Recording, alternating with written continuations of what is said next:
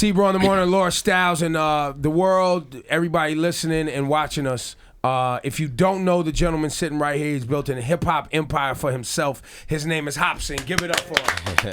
Yeah, what up? Now, I want you to tell your story. I've just watched the amazing video, so I'm not going to proclaim to be like knowing all your songs. I've just seen the early, I would say maybe 6-7 years ago, the crazy videos in your bedroom and you dressing up and dressing in drag and just the whole thing that you was doing, right? Yeah, yeah. But the rhyme, nobody ever doubted the rhymes. They would just be like, Hopsin's crazy. Yeah, that's pretty much how it's been. Right. So explain us what is the name Hopsin. What is that? What's my last name? My name's Marcus Hopsin. Never knew that. And yeah, so it's originally spelled Hopson, but I just changed it to Hopsin just because I didn't want the exact same last name. And yeah, pretty much just been doing my own thing over like starting out. I was just a rapper in high school and all that. Just had a dream of being a rapper, wanted to get a record deal and have the typical rapper life where, you just go somewhere, Dr. Dre finds you or something like that. But it didn't work out that way for me. I got signed to Ruthless Records back in the day in like 2007, and that didn't turn out too well. I was on that label for 3 years, and it was just bad. They say a lot of stuff that never happened, and I start to understand like, man, this is some BS. So I just kind of started doing my own little thing at home, and I thought of an idea to create my own label called Funk Volume, and it was just small at the time with just me and my homie Swizz, and then that was when he was in a lot of the early videos. Yeah, he was in a lot of the early videos. Yeah. So and he brought his brother in as well to help out with the label. So me and his brother went 50-50 on the label of just making it happen. So his brother Damien, he handled all the business side, and I did all the like creative stuff. So me, Swizz, and Damien just came together and just started this little movement, Funk Volume, and it was around like I'd say late 2008, early 2009ish, and yeah, we just been pushing out everything, putting out mixtapes at first until we got a name and things started taking off. And I got off the label Ruthless in 2010 because that was just all bad. And yeah, so where are you from? You from LA? Yeah, San Fernando Valley. I read that and correct me if I'm wrong, but you started in entertainment because I was like, when I was reading that he's from LA, and you started doing like Disney shows? No, when I was 16 years old, I've always been like, my dad tried to get me into acting. Okay, so that's how it started. Yeah. So I used to take a lot of acting classes from like 13 up until like 15 or 16 years old, and I never really got any auditions or anything like that. But then I just got this one on That's So Raven, and it was I was 16 years old, and I did rap back then, but I didn't know. I wasn't thinking ahead of the future or anything. And I mean, I was 16, so it wasn't bad. I was a day player on it, so I just had like 2 or 3 lines on it. But you never wanted to pursue the acting thing seriously? I did for a while, but then once I turned like 17 or 18 years old, I was like, man, I'm a rap. Yeah. I mean, because rap, it's because I didn't have the heart to be an actor at the time, because I just didn't care. I wasn't dedicated. I was skipping acting classes. I was just like, man. But rapping was just like, I was always doing it in high school. Like everywhere I go, I was always writing rhymes, freestyling, making beats, just doing anything that was music related. You know what I'm saying? So. Yeah, it was music for me. It just kind of pulled me in. What was the video where it started? You did like, I want to say you did 3 or 4 versions of the song Hopsin. Illmind Hopsin. Illmind Hopsin. Yeah. And that was the one where you were super animated in your bedroom. Yeah, that was changing outfits, playing different parts. Yeah, Illmind Hopsin 4. That came out in 2011. Yeah, summer 2011. And yeah, that was I just wanted to kind of showcase myself at the time, just, show my funny character side of all the things I can do, and just kind of still keep the dope lyrical content going on, and, just having fun with it. So I wanted to keep it in one location. So I wanted the video to run for 4 or 5 minutes, but with me just being in that one location without it getting boring. So I just wanted to keep doing different things just so people can stay entertained and watch the whole video. If you're not familiar with Hopsin, the Funk Volume thing has become, it's a multi-million-dollar brand now. Yeah. Like, it's not just some little independent deal. Yeah. No, we're doing and now you have well. one. Now you've decided, because you were very independent and like open about being like, nah, B, Funk Volume. We do our own shit. We make our own merch. We do our own tours. Like it was almost like you saw Tech Nine's blueprint. And you was like, yo, I'm gonna go that route. Like why now do the partnership with Warner? It's because, we need that. that distribution, so our music can be everywhere. So we don't to get to a larger market. Larger market. That's what it's about. So in the underground of being like 100% strictly independent. I mean, we can keep going that way and build fans, but it just makes things a little easier. I mean, and everybody would love to have an album in stores. You know what I'm saying? Right. So it just made sense to do it. We feel like we've kind of maxed out and capitalized on everything, doing it strictly 100% out of the bedroom at our own house, doing it that way. And we just wanted to just take it to a new level. And that seems like, one of the things that we were missing. So, now we got that distribution with Warner, and so we're gonna see what happens. So let's get on the latest single. What's it called? Fly. Let's get on Fly right now. Who's the producer on this? I produced it. You did everything again? Yeah, I produced all my own music. Everything. So you never, because you've been on this for a while. Yeah, you never heard a solo Hopsin song that I didn't produce. Who would you want to collab with? Anybody you pick? Top three. Timbaland. I say Timbaland is number one. Top three.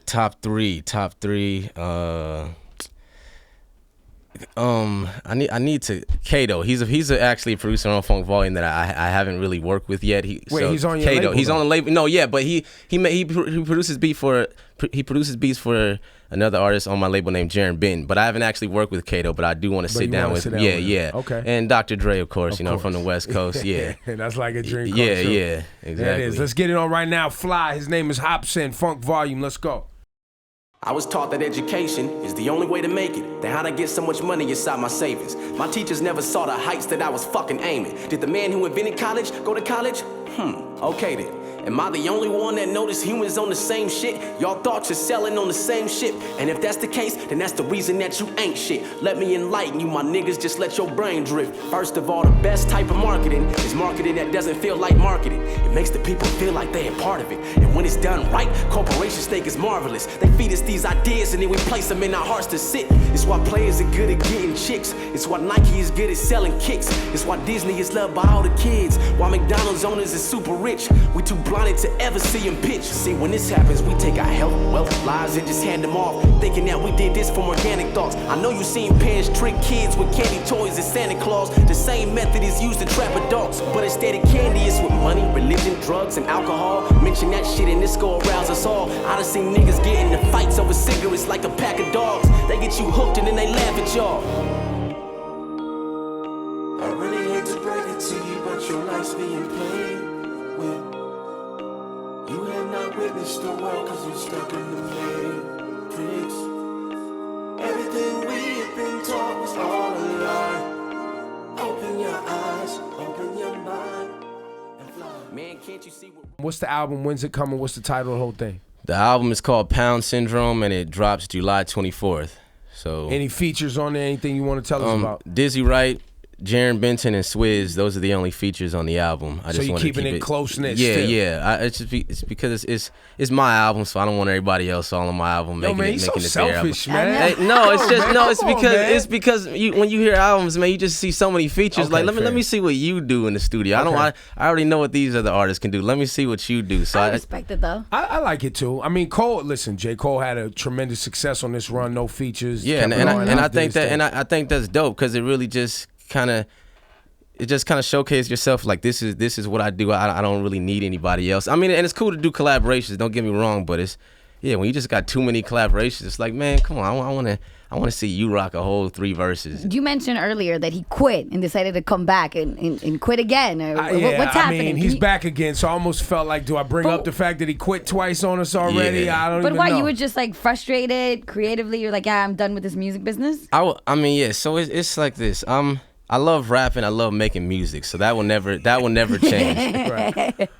I really dislike just the whole business side of just doing everything and staying on top of Instagram, Twitter, Facebook, and being out there all the time. Like sometimes I'm just like, man, I don't feel like doing that, but I know the way things are and being independent, you have to, because my music is not on the radio. I'm not on MTV 24/7. But your bank account is right. Your merch is no, right. it definitely I know that. No, I'm very aware that I do not need it. But the way that I've been doing everything since I've got a buzz and everything, I I've been on top of the social media strong, like hard for years and years and years, just promoting myself and, you know, doing shows, all the meet and greets, doing everything. But sometimes it's just like all the stuff can affect you sometimes where it just takes its toll on you emotionally, you know what I'm saying? So sometimes when you're at home, you're like, man, what does my life come to? Like, I have all this damn money and I don't ever spend it. I don't ever take no trips. I don't ever do anything. And it's just, why not just take a break? No, and so I go through. I'm learning, like, when you become a celebrity and you get in the spotlight, you don't like when you first start out. Sometimes you don't have celebrity friends, so you don't have anybody to be like, yo, man, I went through the same thing when I came up. Like I don't have that. So these emotional roller coasters that you go through, you just have to learn by yourself. So there may be a Twitter rant or something where I'm like, man, fuck this shit, man. I hate this shit, man. These fans try to diss me, man. They don't know what the hell I'm doing for hip hop. And then some days you're like, man, I feel this shit. And then some days you're like, man, I can't take this shit, man. The hell, man. They put me on the spot, man. Ask me this question. And then you just like, what is this? And then sometimes people just gotta be like, yo, man, you lucky to be in this situation. Just remember that in high school when you wanted this and now you're here. Like you just gotta be around a circle that's gonna motivate you. And you know, I'm learning. So I've had lots of talks with people in my team and everything. So they just kind of have to lift me up, and they've done that, which is why I decided to make a new album, because I was about to be out. The whole little thing I pulled where I said I was moving to Australia, that was just a joke, because I had already started the album. So I was like, but I felt like everything had died down for me. So I was like, let me just. So you're making fun of yourself. So I was just pretending I was gonna move to Australia. Like, but hey, why guys. Australia? That's so random. Oh well, my girlfriend lives in Australia, so I just and I go to Australia a lot. I love it out there. So I just I do go to Australia a lot. So I kind of halfway do live out there in a sense, because I'm always out there every few months with my girl. But yeah, I'll never. Do the people around you and to what degree do you accept that you do have a crazy mind, like you do have an ill mind, like because I'm hearing you talk, and I'm watching you go through trying to articulate your own kind of craziness. Do the people around you be like, yo, fam, Hopsin's crazy? Like, I know they do think I'm crazy. I'm the guy who misses flights. I'm the guy who just I'm on my own little mission in life, and sometimes I kind of ignore everybody else, and it can be bad. But it sounds to me that he's found a balance. You seem balanced right now. I need to be more balanced. I mean, from right now it may seem like that, but this is everybody else, and this it's like just so unbalanced. So I need to balance it out a lot more. Cause I think you're acknowledging it. And that's why I asked you. Just knowing that you got a little bit of crazy. Everybody's got crazy. Yeah, everybody's got crazy. Yeah, I agree. I don't know. In my mind, I pick everything apart. So the way I am, I feel like I'm 100% right. The way but I piss a lot of people off though. I piss a lot of people off only because I do things my way all the time, and sometimes you don't need to have it your way all the time, because it may fuck up somebody else's thing. But yeah, that's just the way I am. If we could play one of your records that you know your fans would love to hear from you right now, from in the past, like what's the biggest Hopsin record in your mind? I mean, I know about the videos. So Illmind 4 was like Illmind. I mean, I guess the fan favorite would be Illmind 5, or like or Sag My Pants from when I first started. Those aren't my favorites, but those Illmind 5. What's your favorite? What's your favorite? My favorite would probably be. I mean, what is it? There's some on the new album that you haven't heard yet that would be my favorite. Yo, artists always do that, right? The newest material. No, it's because you hate. It's because you've been hearing the old stuff for so long, and you performed it, and you just played it out to where it just the novelty wore off. It's just not. It's just not hot no more to me. But I would say, okay, out of the stuff that's released, what is hot? I don't know, man. I'll go with Illmind. I'll go with Illmind 7. I'll go with Illmind 7 just because I like that, because it's a touchy subject and I'm talking about God and religion and everything. Okay. So I would say Illmind 7. All right, let's get that on right now. Hopsin's his name. Once again, the new album is called Pound Syndrome, and it's out July 24th. July 24th. Congratulations on the new venture. Oh, thank you, man. And congratulations on the new artists that you're breaking, and just your whole following. I like that. I like to see cats that took the tools into their own hands, right? Yeah. Whatever those tools are, whether it was YouTube, whether it was social media, whatever it was, producing in your bedroom, producing and editing your own videos, like everything that y'all did, like I salute you for that. So I love every minute of that. Thanks, man. Yeah, that's what we just try to kind of show these new up and coming artists that they don't have to depend on like major or even major radio stations. You don't have to depend on it's really. And can I keep it 100? Yeah. The way the business is right now, whether it's radio where we do here, whether I've never worked at a label, but I'm sure I can speak for them. When it comes to these big corporations figuring out how they're going to participate in music in some way, the way we figure it out is by seeing you put in your own work, right? Because then it's like, okay, I'm on the box every day. There's 5 million people listening, right? Like, I'm not just gonna stand next to some dude just because. Like, I want to see what kind of work he want to put in. I'm here every day working. Yeah. We want to see what he or she's gonna put in the work that it takes to be popping. Yeah, and now with social media and platforms like YouTube, you can create a star. You are a star. Yeah, you can. And a lot of people sleep on that. Like, they don't understand how big the internet actually is. Like, and how much it can change somebody's life. Like, it changed my whole entire life completely. Like, if the internet didn't come around, I'd still be at Interscope trying to shop my demo. Like, man, please, man. Yeah, exactly. And I used to do that. But it's changed so much now. But I still see artists like, hey, man, take my demo. Like, dude. And they're like, let me rap for you. And it's like, that's not gonna, like, okay, everybody can rap. Everybody has a dope 16 that they can spit now. But it's more than that now. Like, what is your social media game like? Like, how much are you wanted? How are you grinding? Yeah. And what artists don't understand, what kind of upsets me is, like, at the end, they want cosigns and approvals by people, and I had to understand that didn't have to be the way. So, like I said, I would have loved to get a major deal back in the day, but I started to understand, like, at the end of the day, the whole music industry, everything is about the fans.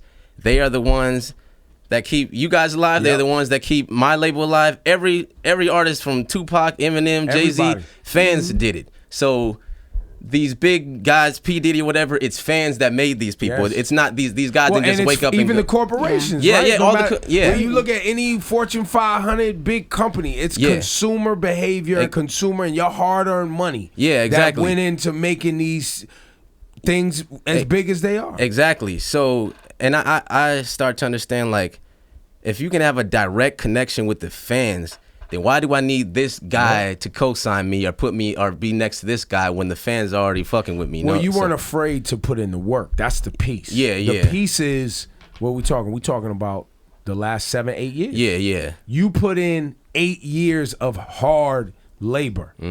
Like, hard labor. Yeah. Doing it yourself. When you tell somebody, yo, come back to me in 8 years when you built, like, that's nobody's ready for that. No, they're not, and that's why you can't. When you're trying to reach success, you can't think of the long term. Like, when you just gotta go day to day and enjoy it for the moments, and don't look at the next man and compare your story to his. Going, dang, he did it in this or he got that, and I'm still over here. Like, you just gotta do a day to day. If you got 2 fans, really work that system of those 2 fans and turn them 4. Yeah, make it 4, then 8, and then just keep it going. And then over the course of a few years, you just got thousands or millions of fans. And you just got to enjoy it day to day and just put that work in. Because, if you had told me when I wanted it at 17 or 18 years old, that's when I really wanted to be on and be where I'm at right now. And I wouldn't have been able to handle it back then. But if you had told me, like, man, you ain't gonna be popping, you ain't gonna be on Hot 97 till you 29, nigga, I would have been like, what? Man, fuck this rap shit, man. 29, old ass man. Oh, hell no, man. I would have did something else. Yeah. But when I look back at it, like, I went through so much training of learning how to rap and all, and I had my own little dreams at the time, like, okay, it's 2005. I'm about to do this. I'm about to be popping on MySpace. I'm gonna do this thing. It didn't happen, but you just keep going, and you fail a lot of times, but eventually you learn from your mistakes. Yeah, exactly. Of course. Yeah, so you just got to put that work in, man. Good Look at the day to day. What was the biggest thing that Hopsin learned along the way? What was if you could drop gems on some young MCs out there? Because, like you said, and this is key. Yeah. Now, you spit, you rhyme for real, rap. Thank you, like, man. You get it in, right? Like, you are very much about that life. Yeah. There's a lot of people who could do it, though. There is. What is the thing that Hopsin learned that set him apart from the next dude who could rap just as well as Hopsin? Well, I say you can't be afraid to make a fool of yourself, because I'm not. So you got to analyze everything. So, even the artist, I study every artist that's, like, popping, even ones who aren't popping. You got to study everything. So don't just hate. If there's an artist you hate and who's not popping, just study every detail. Like, why is he not popping? Why did this not work for him? Look at the artists where something is working. Like, I don't like a lot of swaggy type rap, but I still see things like when it's popping on the internet and people are really fucking with it, I try to understand why. Like, what is it? I look at all these major details, even when it comes to videos, like the colors that they use. Like, man, this is a video. It's not really my style, but I can see what it's doing to my brain when I'm watching it to make me interested in this. So I'm like, okay, maybe I need to apply colors to certain my videos to do something that way. Or even when it comes to, like, image is an important thing. It's not just bars. You have to understand that it's not just bars. I sound like I'm a freaking weird mad scientist right now because I'm trying to put it in words. No, but you're making perfect sense. But yeah, it's not, when you just have bars, like, that's not enough to do it. Mm-hmm. It's image, and I have an image. I wear white contacts and all this stuff, and it looks ridiculous, but it's still my image. I didn't start out doing it this way. I had to realize, okay, this is the route that I want to take. It's crazy and weird, but I did my homework, and this is going to work for me. And every artist has their own thing, you know. I'm sure DMX, when he was like, I'm gonna start barking, like he didn't start that. He had to come up with that. He had to realize, like, that's what I feel. This is what I do. Like Eminem with his blonde hair. Like it comes to a point where you got to realize image plays a part. 50 Cent with the whole bulletproof vest thing when he first came out. Mm-hmm. You have to have an image. You can't just be. You can be a normal guy, but you have to realize, like, okay, my image is going to be a normal guy. Right. If I'm gonna, like, that is who I'm going to present myself as, because. Yeah, when you're just a normal guy and you're unaware that you're a normal guy, you just wearing a regular T-shirt or whatever, and you just like I got bars, son, and that's all you got. It's not enough. You have to analyze yourself. What do you look like? How are you coming off? It's not just about bars. It should be. In a perfect world, we would just listen to your lyrics, but that's not what it is. Well, because people, I think, ultimately want to be entertained. Yeah, it's entertainment. It's the show. It is. People are always looking at what makes you special. It is entertainment. So the moment you take your music out of your house, out of the studio, and you give it to the public, it turns into entertainment. You're not doing it for yourself. You're doing it to capture the minds of all these people. So they're watching you, and it's entertainment. There's good entertainers out there. You got Michael Jackson, you got motherfuckers who are doing dope ass shit to entertain people, so you got to be able to hang with them, and you got to cut through the noise. So if you're just in there like, I got bars, that's shit, no personality, no nothing, like, you're going to be boring. And you can't be that, but you got to realize that you are that. Like, okay, I'm going to be the boring MC, but it's going to be popping though. Like, you got to acknowledge, take that staff. Yeah. Like, you have to acknowledge coming it, soon. Because there are some artists, I see a lot of, like, rappers, like, they choose Childish Gambino. No disrespect to him at all, but he has a style that's very, like, I've seen interviews, and just the way he carries himself is very, like, just chill. Like, he looks like he's just going out to take the trash out real quick in his house, and he's just there. Like, but I'm sure he came to a point where he's like, but he did that on purpose. He jumped on stage in flip flops and little gym shorts, and that was his thing. No, that was his thing. Yeah. So it's just like. But I'm sure he came to he's smart enough to understand, like, this is what I'm going to be. Yeah. Because, you know, when everybody's starting out rapping and we all in high school, we don't know what the hell anything is, and you just keep on evolving. Like, okay, I'm gonna be flip flop rapper. Flip as far as the shoes go, and then I'm gonna be white. I'm gonna wear white contacts. Some other. Why did you wear the white contacts today? Because I'm his eyes are tired, man. It's early. Man, it is early, man. I haven't slept in so long. I don't feel like putting those things, and that's doing too much right now. Like, I would have loved to. Like, if this was like 5 p.m., I'd be doing it, but it's too early for that. Yeah, I can't do it. He transforms after 5. Hopsin, I've in your music sometimes it sounds like you going at. I mean, you definitely go at other MCs or anybody that thinks they can stand next to you as far as rap's concerned. Yeah. Like, you don't have any qualms about being like, yo, if you want it, I got it for you. Yeah. Right? Battle rap was never. Were you ever a battler? No, I was never a battle rapper, but I just grew up on the whole, like, ciphers for sure. Yeah, like I did a lot of high school ciphers, and I went to a lot of parties growing up, like doing backyard ciphers, just freestyling, just messing around.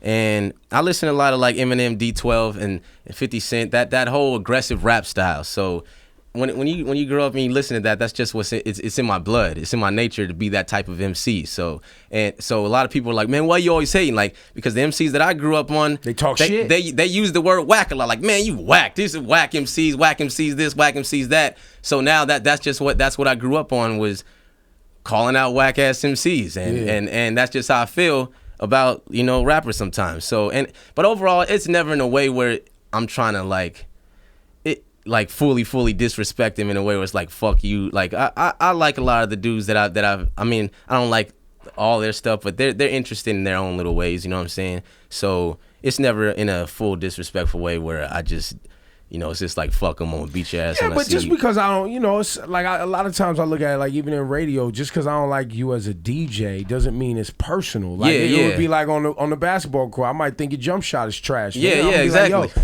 your jump shot is trash, nigga. Like, shut the fuck up. Yeah. You know what I'm saying? But that don't mean we can't go get some pizza. Exactly. Yeah. That's how it is. But some and like I'm just a clown. I just like clowning rappers and calling out what I see. And I would never like call out somebody's mom or say something that's extra. You have a line, I'm doing it from the perspective of what every other fan gets from that artist who's seeing stuff. So if they see like, man, this dude he wears weird t-shirt all the time, and I'm like, man, fuck this nigga with his weird ass t-shirt. Childish Gambino a lot. He wears weird t-shirts. Oh, no, I'm not. That is man. Come on, man. I'm just talking. Yo, man, you going at Childish? Man? Man, you crazy? Nah, you just start stuff. So you trying to start stuff. Yeah, but yeah, like I said, I don't know what the hell I was just saying. Actually, you were calling Childish Gambino a flip flop rapper. I'm not. They're trying to start. I'm just kidding. No, because listen, I don't think anybody who's into rap knows Childish can fucking rap. Like that's not even a. He can rap, yeah. Yeah, that's not even a thing. What irritates you the most about hip hop right now? Irritates me the most that everybody the whole tempo of rap is slower. So people used to rap at like there's always been a diverse type of like rapping in hip hop in general. Like and you're talking about BPMs and BPM, yeah. So now people would spit when they would spit, it would just be a tempo. Now it's like, I've been here and I've been there and I'm everywhere. I'm rolling through the hood, nigga. I don't never care. We roll and it's always that type of speed. Like yo, and if I would have heard that back then when I started rapping, I would have been like, is this guy just freestyling? Is just playing around? And now it's become the new way everybody's rapping and now what I find strange is they try to speed it up a little bit at certain parts and people are like, yo, he killed it. So when they do, I've been here, I've been there, I've been everywhere, and I'm I ain't never scared. When I come and do this, when I come and do that, when I rap and I got a backpack, I'm slapping nigga, I'm rolling, I'm scolding. And they be like, yo, he killed it. And it's like, man, nah, I know what you did. I know what you cheated. You cheated. That's what it is. You're cheating. Well, now let's flip it. What do you love? What do you love right now about hip hop? What do I love? I love that it's kind of going back into a better place. So you got dudes like J. Cole, Kendrick, who are really keeping it like it's just dope. Yeah, bars and dope. Yeah, and being creative with it and being themselves, and they're not influenced by the swag rap. They prove that they can do it, but they're still staying true to themselves, and that's what's dope. So when I think about just hip hop being in a I mean, the way everything is, I'm just, props to J. Cole and Kendrick for, like, really just keeping it real and, like, keeping, just original hip-hop alive. And not. I would even say that, like, I was happy to hear, and I know people hate this song, but the tempo of, like, a Truffle Butter.